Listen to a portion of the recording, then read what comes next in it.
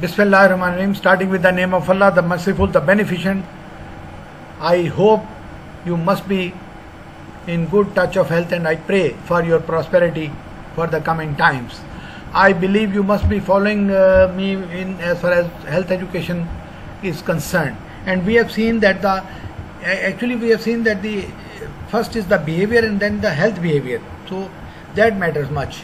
So health behavior depends on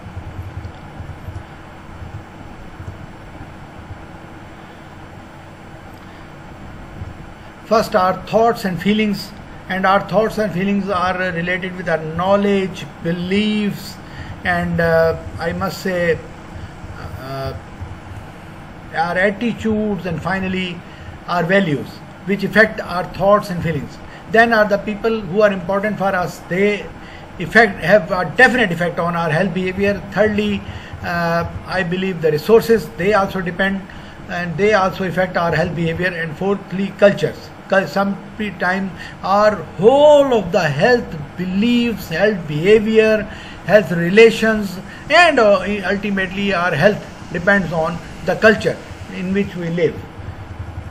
Now, if we have got such health behavior or such type of a behavior which affects our health, then we need to change, and that change can be brought in by the health educator. And health educator changes our behavior as far as our health is concerned. In all communities there are already many kinds of behavior that promote health, prevent illness, and help in the cure and rehabilitation of the sick people. We all believe, we have discussed previously, that if it is to the positive change, must be encouraged. If it is to the negative change, must be discouraged and then try to change that belief or that behavior or health behavior or whatever it is. And if it has no effect, then it should be left as it's on its own, because it is not easy to change the health behavior of anybody. Sometimes it's most difficult thing to do. So these kinds of behavior should be identified and encouraged when it's positive. Then there is also behavior that is harmful to the health. Because of the unhealthy results of such behavior, people often give it up by themselves. Sometimes, for the reasons mentioned above, people go on behaving in an unhealthy way because they have got beliefs, they have got gathered that knowledge, I don't know from where, but maybe inherited knowledge, maybe from sometimes the people whom they respect, sometimes they have got values, taboos, attitudes. So all those things affect the health behavior. So before beginning a health education activity, it is necessary to have an understanding of the difficulties people often face when trying to make improvement in their lives. This understanding will help in the selection of appropriate health education methods. First of all, the natural change. Natural change, that is very much important. People themselves, the nature themselves promotes to have the health change and the health positive change. So the behavior changes all the time. Some changes take place because of the natural events. When changes take place in the community, one often changes oneself without thinking much about it. This is a natural change. For example, if somebody is drinking river water and rain happens and saves the water in the tanks or in the storage houses or in the other places, then he or she can take the natural water, which may be a better one from the river water. So this natural change can help improve the people's life. Sometimes the natural change promotes previously some area was neglected. Now there is an improvement of other health facilities. So that may be a natural change. Then is the planned change. Sometimes we make plans to improve our lives. Particularly the changes, for example, the availability of health facility, the availability of health houses or the lady health workers, the availability of the medicines, the availability of that qualified doctor. So all those things even make us improve our health habits. Then is the readiness to change. So one should be mentally prepared to change himself. So some people are always quick to try something new.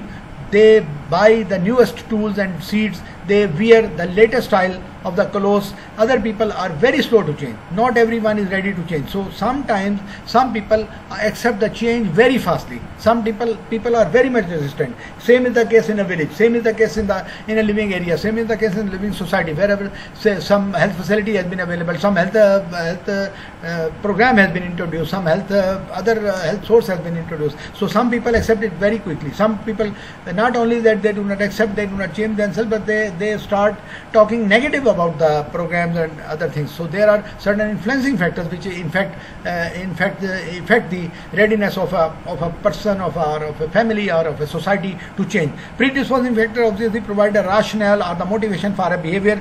They know that they're living in certain areas, they have a bad health, they have got health problems. Certain people living in other areas, they have got improved health status and they have got better health status. So this is a predisposing factor. They are in a bad need. Say for example, a society or a community which has been developed, which is developed much, they can accept this change. If they for example, they need a doctor, they think there should be a medically allopathic doctor, allopathic person to guide them, and suddenly a doctor comes. So the predisposing factor helps those people to change their health behavior and go to the allopathic medicine for their treatment. The persons are the population's knowledge, attitude, beliefs, personal preferences and perceptions all help people to have a change in their health behavior. So there can be certain factors which actually change somebody's health behavior, and predisposing factor obviously which stand actually the factor was already present in the society or in the community or in the person, but with the passage of time that expresses itself, and the person or the society or the community or the family, they change their health behavior. Then enabling factor are those that facilitate a motivation to be realized or make possible a desired change in the behavior and or in the environment. They are accessibility to the health resources, accessibility and affordability of healthcare and community resources, community and government laws, priority, commitment to health and existing factors, existing skills. So what I mean to say that sometimes the availability of the health facility, the lady health worker visiting somebody's home and convincing for some health favor or health behavior, or convincing for some schedule vaccination, or convincing for some family planning way, so that they are just in fact enabling factor is there and accessibility is there, the affordability comes and the community resources allow somebody to change one's behavior. Then the reinforcing factor, the need is there, the felt need is there. The reinforcing factor provides the continuing reward or incentive for the behavior and contributes to its persistence or repetition. They include the social support, peer influences and advice, and of course feedback by the healthcare providers. So felt need is there, the factors are there. Definitely somebody can see that many children dying of many children developing polio, not being vaccinated. So obviously felt need is there, reinforcing factor is there, the discipline is there, the availability of the polio vaccine is there. So sometime some person who was never convinced for to vaccinate his or child for polio vaccine may go for it. Then is the helping people to lead healthier lives. Obviously those are the factors which the health behavior factors which actually promote somebody to lead healthy lives. So there are three general ways in which people can try to help other people lead healthier lives. One, using force. They can force or push people to change and threaten punishment if the changes are not made. For example, same example of the polio vaccine, somebody not ready to get vaccinated for their children with polio vaccine, then they can the laws force them to get vaccinated. Same is the case for the coronavirus or other contagious diseases or some other diseases like AIDS. So the district government is informed, the patient or the suffering person is kept under detention, and the remaining ones that are bound or forced or helped is one's own feeling, one's own point of view, what can be said that they are bound for the healthier behaviors. So giving information, they can give ideas of the information in hope that the people will use them to improve their lives.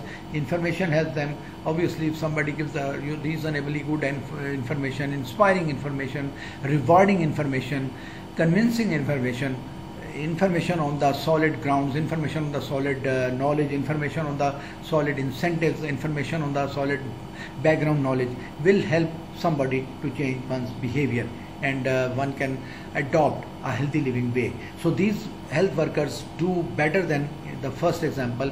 They do not use force. First is, of course, first was the using force, and second is the giving good information and good example.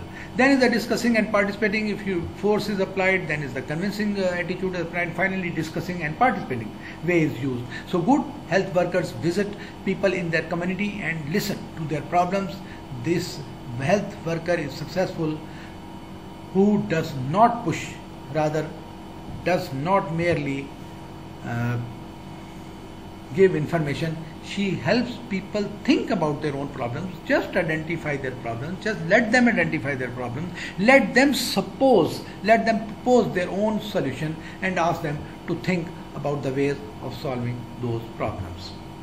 Then is obviously what is the role of the health educator, or who can be the health educator, or the role of health educator.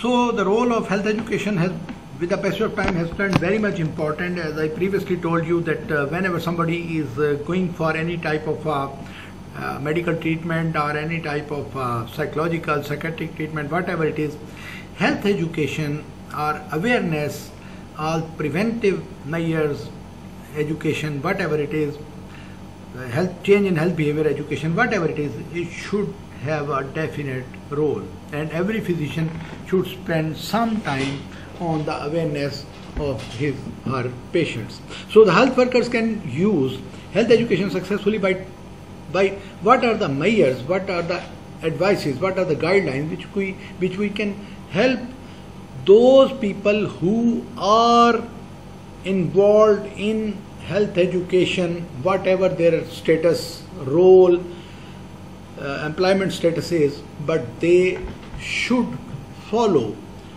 those guidelines or those steps. So what those steps are: first, talking to the people and listening to their problems. First of all, let them tell you what are their problems. Then thinking of the behavior or action that could cause, cure and prevent those problems. So obviously, first when I know what are their problems, what are the problems those people are facing, then I can think and guide them for the action or for the change in behavior which will help them cure, cause or prevent their diseases.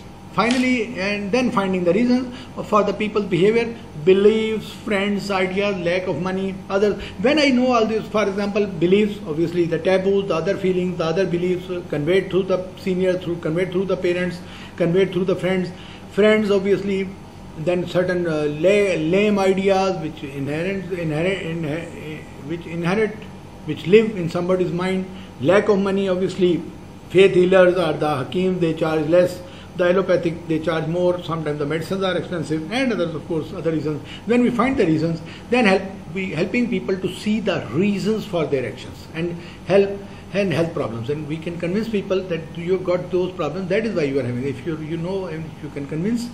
can convince people that those problems can very easily be solved, and if you go for this way, then you can save your money as well. So asking people to give their own ideas for solving their problem. Now let people think the solutions, and if they themselves go for the genuinely required solution, then that will be a very, very much helpful idea.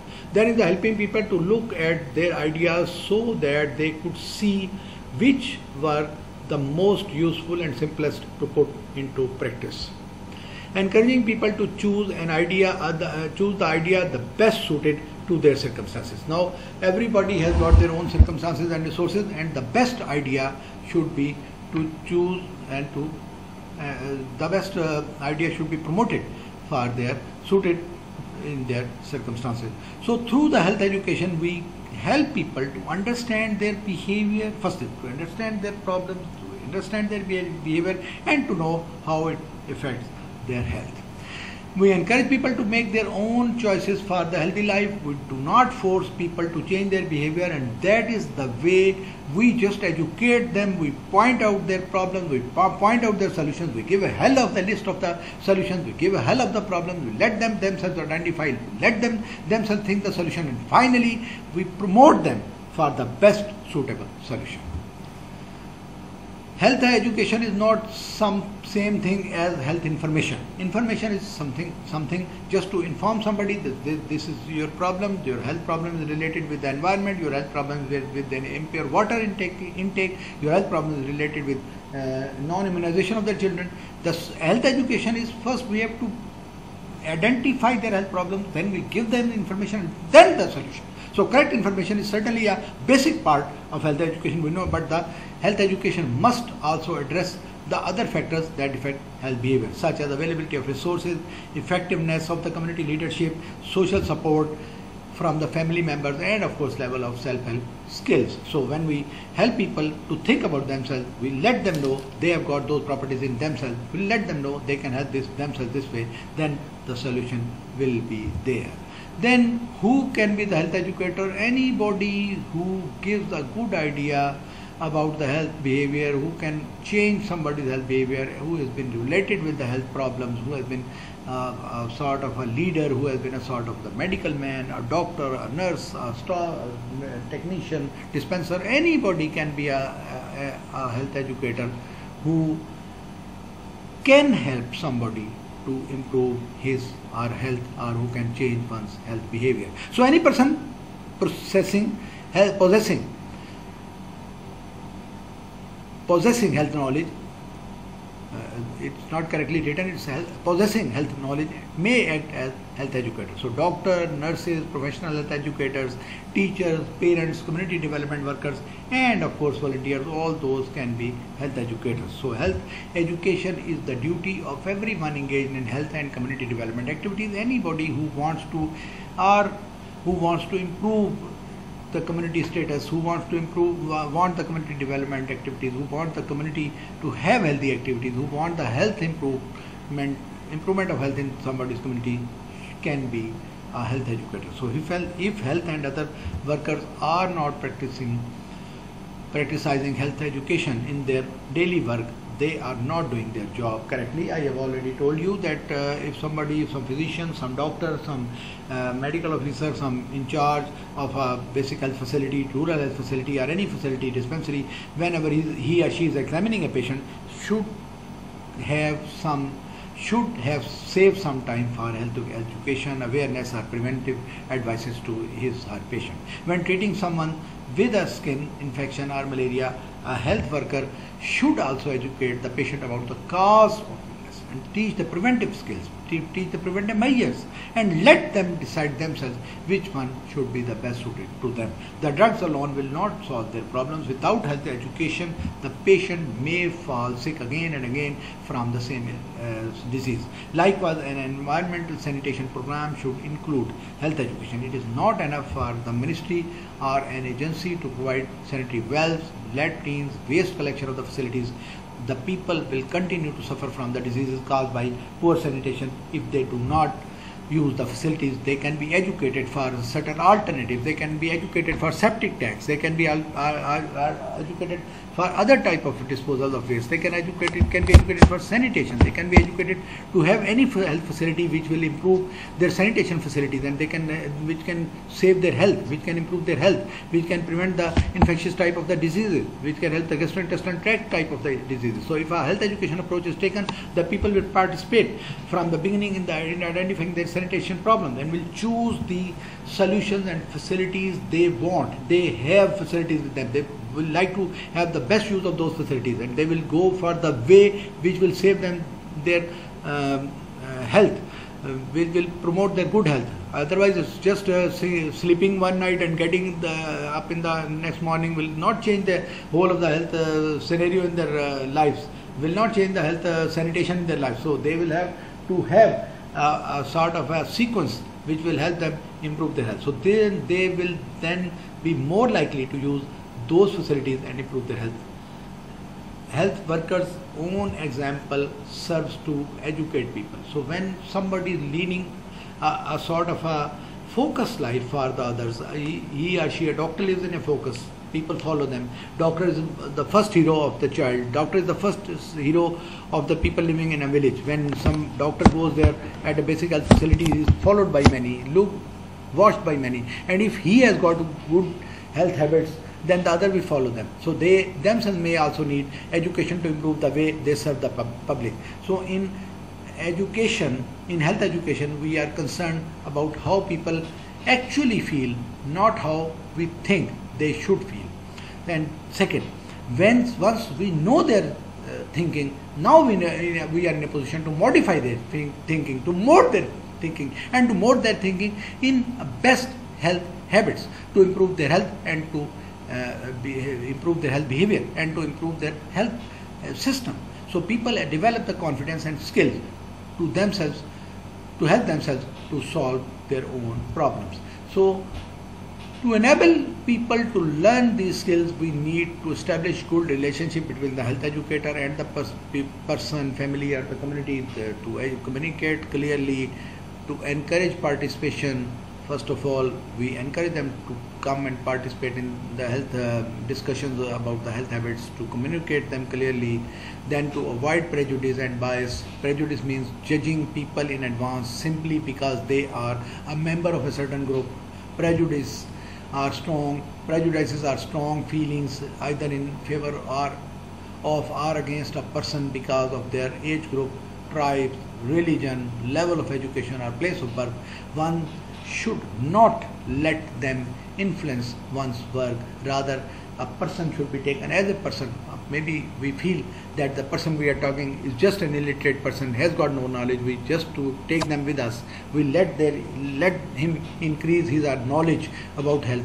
Then we let him decide, let him think his own health problems, let him think for the improvement of his health, and then we can identify the solution or help him to point out and identify his or her our own health problem and their solutions. So health education program must be designed with active community involvement. This will ensure that programs reflect local realities, meet local needs and use of local resources. It would be unproductive to develop a health education manual that promotes standardized programs irrelevant of their local situation. The programs which was, for example, practiced in United States of America, even our people went there. They developed their basic facilities in United States of America. Even our people went to Iran. They developed there. But this situation, this may not be fitting into our society. We may need some difference. We made different approach. So that is how a health educator thinks. That is how a health educator moves. So people's behavior affects their own health and the health status of the community. They should also be able to detect the reasons for their behavior so that they can design and apply the most appropriate health education methods and strategies that would always help those guys to improve their health status. Stay blessed. Goodbye.